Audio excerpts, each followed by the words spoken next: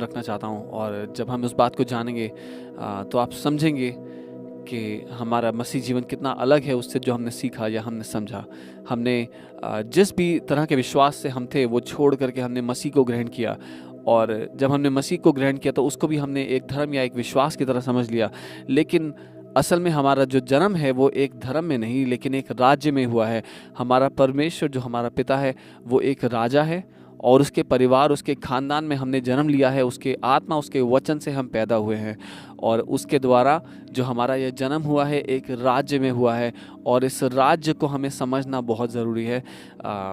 और जब कुछ आयतें हैं, मैं पहले आपके सामने वो बताता हूँ। कुछ घटनाएं हैं बाइबल में जो हुई, मैं वो दिखाना चाहता हूँ, और उसके बाद हम और गहराई में देखेंगे कि क्या इस राज्य का इस समय में क्या मकसद है पृथ्वी पर। आमीन। कुछ 3 बातें हैं बाइबल में, जो 3 कहानियां हैं, मैं वो बताता हूँ। पहला है गिनती 13 में। आप बाइबल खोल लीजिए, लेकिन मैं आयत नहीं पढ़ूंगा, मैं आपको बता दूंगा। गिनती 13 में 32 और 33वीं आयत है। वहाँ पर हम देखते हैं जब इजरायली लोग मिस्र से बाहर निकले और इज़राइल कनान देश के पास पहुंच गए, जो वायदे का देश था, जिसके बारे में परमेश्वर ने कहा था कि वो एक ऐसा देश होगा जहां पर दूध और शहद की नदियां बहेंगी। जब वो उसके पास पहुंचे तो उन्होंने कुछ जासूस भेजे उस देश को देखने के लिए कि सच में क्या ये ऐसा है, क्या यहाँ दूध और शहद की नदियाँ बहती हैं। और 12 जासूस अंदर गए अलग अलग जगह पे मुखबरी करने के लिए। जब बाहर आए तो 10 जासूसों ने एक बहुत ही बुरी खबर सुनाई, और उन्होंने कहा कि वहाँ जो दानव है, हमने अलग अलग खानदान के दानव देखे, अनाक के परिवार के और इसके परिवार के, और कहा कि वो इतने बड़े थे कि उनके सामने हम टिड्डी जैसे नजर आए। और मैं जानता हूँ मेरे आत्मिक पिता ने इसके बारे में आप लोगों को पहले सिखाया है कि एक ऐसी मानसिकता, एक ऐसा दृष्टिकोण होना जहाँ पर हम अपने आप को टिड्डी जैसा देखते हैं। लेकिन आज मैं कुछ और बात करना चाहता हूँ। मैं बात करना चाहता हूँ इस बुरी खबर का क्या परिणाम हुआ। इस बुरी खबर के कारण पूरा इज़राइल का घराना कांप उठा, थरथरा उठा और डर गया। और लिखा है कि वो सब रोने और विलाप करने लगे।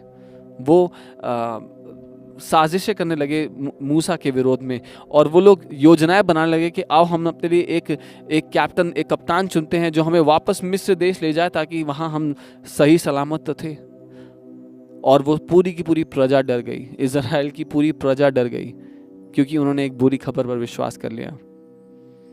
ऐसी ही एक दूसरी घटना होती है न्यायियों की किताब में, जजेस की किताब में 6 अध्याय उसकी 11 आयत में आप देखेंगे गिदोन नाम का एक जवान लड़का है, और उस समय मीडियानाइट्स लोगों ने उन पे हमला कर दिया है। और शत्रु जब हमला कर रहे हैं तो ये जवान लड़का बहुत घबराया हुआ है अपने परिवार के लिए, और वो सोच रहा है अगर शत्रु ने हम पर हमला कर दिया और आकर हमारा सारा अनाज बर्बाद कर दिया, हमारा सारे खदान जला दिए, तो हमारे पास खाने को नहीं बचेगा। वो ये सब सोच रहा है, उसके अंदर इस सब बातों का डर चल रहा है, और उस डर के मारे वो अनाज छुपा रहा है जहाँ पर वो लोग दाख मधु बनाया करते थे। दाख की बारियों में वो अनाज इकट्ठा कर रहा है कि कल को जब अगर कुछ नाश कर दे शत्रु आके तो उनके पास खाने के लिए अनाज तो हो कम से कम। और जब वो अनाज छुपा रहा है और डरा और घबराया हुआ है, इस सब के बीच में परमेश्वर का एक दूत आता है उसके पास, और उससे कहता है, हे शूरवीर योद्धा। और मैं चाहता हूँ कि 13वीं आयत जो है इस अध्याय की वो हम पढ़ें, क्योंकि कुछ दिखाई देता है इस बात से, और वो एक ऐसी बात है जो हम सब अपने मन में शायद कह चुके हैं। और 13वीं आयत में ऐसे लिखा है, गिदोन ने उससे कहा, हे मेरे प्रभु, विनती सुन, यदि यहोवा हमारे संग होता तो हम पर यह सब विपत्ति क्यों पड़ती। और हम में से कई लोग परमेश्वर से ये सवाल करते हैं कि अगर परमेश्वर हमारे साथ होता तो ये सब विपत्ति क्यों होती, मेरे परिवार के लोगों, मेरे जानने वालों पर, मेरे प्रिय लोगों पर ये सब विपत्ति क्यों आती। और ऐसे ही सवाल हम भी परमेश्वर से करते हैं। और एक और घटना जो मैं देखना चाहता हूँ वो है 1 शामुएल 17 और उसका 24। और ये वो समय है जब फिलिस्तियों की सेना से इज़राइल की सेना का सामना हुआ, और फिलिस्तियों की सेना से एक योद्धा निकल करके आगे आता है गुलायत नाम का, और वो ललकारता है इज़राइल की सेनाओं को और कहता है कि अगर कोई है जो मुझसे युद्ध कर सकता है तो आ जाए। और जब वो ललकारता है तो सारी की सारी इज़राइल की सेना घबरा जाती है, डर जाती है। और इसकी 24वीं आयत है, वो मैं आपके लिए पढ़ देता हूँ। उस पुरुष को देखकर सब इज़राइली अत्यंत भय खाकर उसके सामने से भागे। और ये तीनों घटनाएं जो मैंने आपको आज बताई हैं, ये तीनों वो घटनाएं हैं जो परमेश्वर के ही चुने हुए लोगों के साथ हुई। जो पहली घटना थी, जब 10 जासूस वापस आते हैं बुरी खबर लेकर के, तो सारे के सारे इजरायली भयभीत होकर रोते विलाप करते हैं। न्यायों की किताब में जब गिदौन परमेश्वर से शिकायत लगा रहा है और कह रहा है कि परमेश्वर ने मुझे छोड़ दिया है, हमें छोड़ दिया, हमें त्याग दिया है। और शामिल की किताब में जब सारी की सारी इजराइल की सेना डरी हुई और घबराई हुई है। लेकिन मैं चाहता हूं कि हम उसका प्रत्युत्तर बाइबल क्या देती है, बाइबल हमें क्या बताती है, इन कहानियों का क्या परिणाम रहा है। मैं आपको वहाँ ले जाना चाहता हूँ और इस बार हम साथ में पढ़ेंगे। आइए हम गिनतियों की पुस्तक उसका 14 अध्याय और 9वीं आयत पढ़ते हैं पहले साथ में। केवल इतना करो कि तुम यहोवा के विरुद्ध बलवा ना करो और ना उस देश के लोगों से डरो, क्योंकि वे हमारी रोटी ठहरेंगे। छाया उनके ऊपर से हट गई है और यहोवा हमारे संग है, उनसे ना डरो। इसमें दो मेन बातें हैं, दो मुख्य बातें जो मैं चाहता हूं आप जिनके बारे में सोचें। छाया उनके ऊपर से हट गई है और यहोवा हमारे संग है।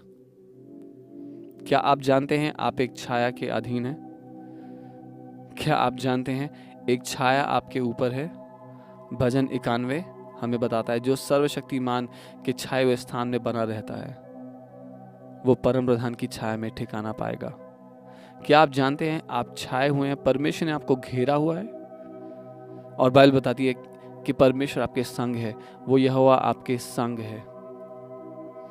इस समय में जो कुछ भी दुनिया में चल रहा है, मैं आपको मसीह की देह को, मसीह की कलीसिया को मैं प्रोत्साहित करना चाहता हूं। ध्यान से सुने मेरी बात, परमेश्वर आपके साथ है। जब उसने आपको छाया हुआ है तो दुनिया की कोई भी विपत्ति आप पर हावी नहीं होगी, कोई भी बात आपको हरा नहीं सकेगी।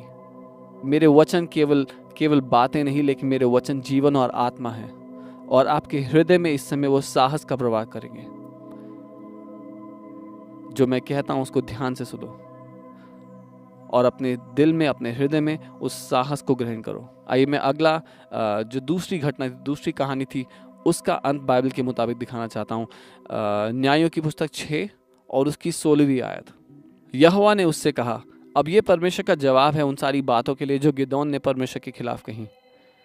और परमेश्वर कहता है, निश्चय मैं तेरे संग रहूंगा, इसलिए तू मिद्यानियों को ऐसा मार लेगा जैसा एक मनुष्य को। परमेश्वर कह रहा है सारी दुश्मन की सेना को तू ऐसी आसानी से मार लेगा जैसे एक मनुष्य को मारना हो।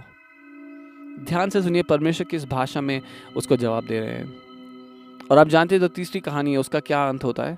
हम जानते हैं दाऊद ने जाकर के पत्थर से उसको मार डाला, गोफन में पत्थर फंसा के फेंका तो वो उसके माथे में लगा और गोलायत गिर पड़ा और फिर दाऊद ने उसकी तलवार निकाल के उसका सर काट दिया।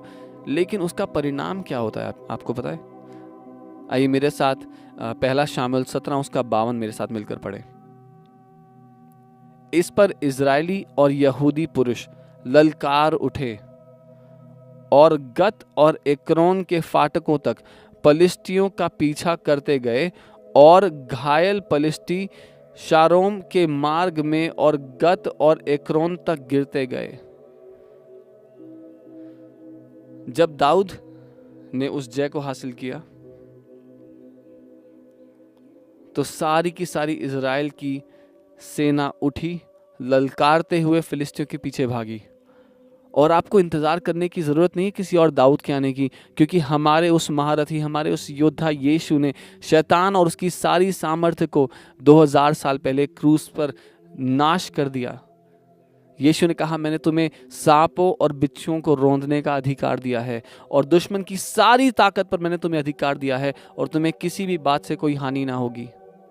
कोई भी हथियार तुम्हारे विरोध में सफल ना होगा और हर एक जुबान जो तुम्हारे विरोध में उठती है उसको तुम खंडित करोगे।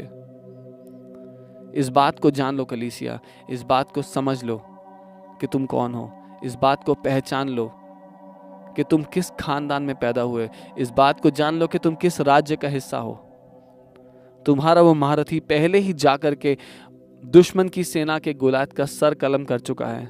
अब ये समय है कि हम उठे और ललकारें। कैसा दिखाई देता है मसीह की कलीसिया का उठना और ललकारना। जब मसीह की देह होने के नाते हम अपना मुंह खोलते हैं तो हम क्या बातें कहते हैं? क्या हमारे मुंह में वो ललकार और साहस की बातें हैं, या हमारे मुंह में डर और घबराने की बातें हैं? कलीसिया में आपसे दोबारा सवाल कर रहा हूँ, जब आप बात करते हैं, जब आप फ़ोन पर अपने रिश्तेदारों से बात करते हैं, तो क्या आपके मुंह से डर और घबराने की आवाज़ आती है, या आपके मुंह से साहस की बात आती है? मैं आपको दोष लगाने के लिए बात नहीं कह रहा हूँ, लेकिन मैं आपको चिताने के लिए, आपको याद दिलाने के लिए बात कह रहा हूँ कि आपकी हैसियत परमेश्वर ने उस स्तर पर रख दी है जहाँ पर उसने अपने बेटे को रखा। परमेश्वर ने सारी दुष्ट की ताकतों पर, प्रधानताओं पर आपको अधिकारी बनाया है, आपको अधिकार दिया, और उन सारी, बाइबल कहती है, उन सारी प्रधानताओं और दुष्ट की सारी सामर्थ्य से बहुत ऊपर परमेश्वर ने हमें स्वर्ग के सिंहासन पर अपने पुत्र यीशु के साथ बैठाया है। क्या आप जानते हैं आप एक राज्य का हिस्सा हैं, जैसा मैं पहले कह रहा था। और जब आपका जन्म परमेश्वर के राज्य में हुआ तो जो कुछ आपके जीवन से मतलब रखता है वो सब कुछ परमेश्वर के अधीन आ गया। वो सब कुछ परमेश्वर की छाया के अधीन उसी दिन आ गया जिस दिन आपने परमेश्वर के राज्य में जन्म लिया। मैं स्वर्ग जाने की बात नहीं कर रहा, जैसा हम में से बहुत लोग मानते हैं कि हम एक दिन जब ये शरीर छोड़ देंगे तो हम स्वर्ग में जाएंगे। क्योंकि अगर आप बाइबल की शिक्षा की बात करें तो बाइबल की शिक्षा बहुत अलग बात करती है। बाइबल कहती है हम अभी स्वर्ग के नागरिक हैं, इस समय स्वर्ग के नागरिक हैं। बाइबल कहती है हम स्वर्गीय स्थानों में यीशु मसीह के साथ सिंहासन पर बैठाए गए हैं। आप इस समय स्वर्ग में मौजूद हैं, इसीलिए मैं स्वर्ग जाने की बात नहीं कर रहा हूँ, लेकिन मैं बात कर रहा हूँ उस राज्य की जिस राज्य का आप हिस्सा बन गए जिस दिन आपका जन्म हुआ। और वो राज्य आपके साथ साथ हर जगह चलता और फिरता है। वो राज्य आपके अंदर है और आप उस राज्य के अंदर है, यीशु मसीह ने बताया। और मसीह की देह होने के नाते माफ़ कीजिएगा जो मैं बोलने वाला हूँ, लेकिन ध्यान से सुना, क्योंकि ये एक ऐसी बात है जो आज भी बहुत सारे विश्वासी अपने अंदर लेकर घूमते हैं। मसीह ने हमें मृत्यु के भय से आज़ाद कर दिया है। मसीह ने हमें मौत के डर से आज़ाद कर दिया है। आप जानते हैं इसका क्या अर्थ है?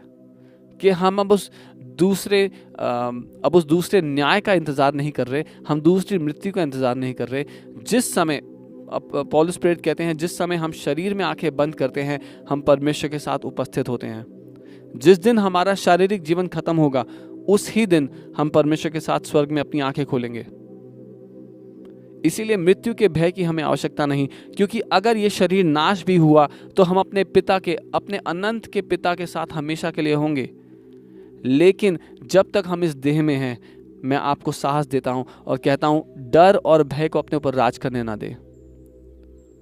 एक योद्धा चाहे वो कितना भी तलवारबाजी में या अपने शस्त्रों में अच्छा क्यों ना हो, लेकिन अगर वो डर जाए तो वो युद्ध भूमि में किसी काम का नहीं। एक योद्धा जो घबरा जाए वो युद्ध भूमि में कुछ नहीं कर सकता। और आपको चाहे पसंद हो या ना हो, लेकिन दो राज्य हैं जो आपस में युद्ध कर रहे हैं, और क्योंकि आप एक राज्य का हिस्सा हैं, इसलिए अगर आप युद्ध ना भी करना चाहते हो तो भी जो दुश्मन है वो आप पर हमला करता है। जाने अनजाने में हम लोग उस युद्ध का हिस्सा हैं। लेकिन ये याद रखें, जो दुश्मन है वो पहले ही हराया जा चुका है, वो पहले ही घात किया जा चुका है। बाइबल कहती है परमेश्वर ने, यीशु मसीह ने शैतान का खुल्लम खुल्ला तमाशा बना दिया और उसकी सारी सामर्थ्य को उससे छीन लिया। कलीसिया, मैं आपको दोबारा कहता हूं, हे शूरवीर योद्धा, परमेश्वर तेरे साथ है, परमेश्वर तेरे संग है। तू जहां कहीं जाएगा वो तेरे साथ होगा। और इस बात को याद रखें, क्योंकि आप उस राज्य का हिस्सा हैं, आप उस राज्य के राजदूत हैं। जहां कहीं आप कदम रखते हैं आप स्वर्ग का वातावरण अपने साथ लेकर चलते हैं, परमेश्वर के राज्य का वातावरण आप लेकर चलते हैं अपने साथ। और जहां पर वो वातावरण प्रवेश करता है, कोई भी वायरस, कोई बैक्टीरिया, किसी भी तरह की विनाशक वस्तु वहां पर प्रबल नहीं हो सकती, बल्कि मैं कहता हूं कि हर एक बुरी वस्तु वहां पर नाश होती है जैसे ही आपका कदम वहां पड़ता है। इसीलिए अपने आप को डर और भय के अधीन ना आने दें, क्योंकि आप परमेश्वर की सेना के एक बहुत महत्वपूर्ण योद्धा हैं।